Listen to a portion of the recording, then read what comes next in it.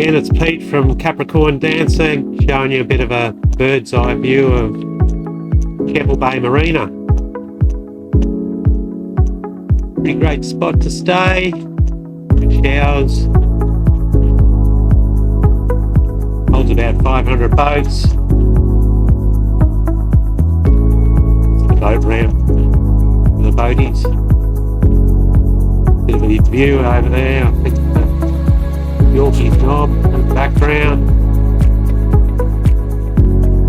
accommodation, and a bit of a slipway travel lift there.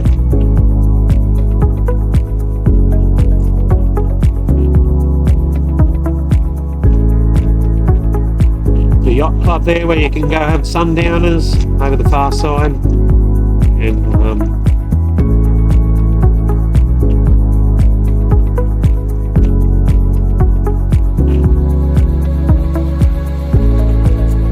do meals on Fridays, I think. And there's a restaurant upstairs at the marina which is really nice Japanese food.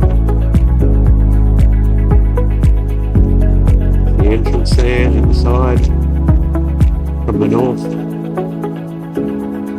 Right over the far side there is the fuel wharf and commercial vessels, police. There's the entrance. Coming from the north.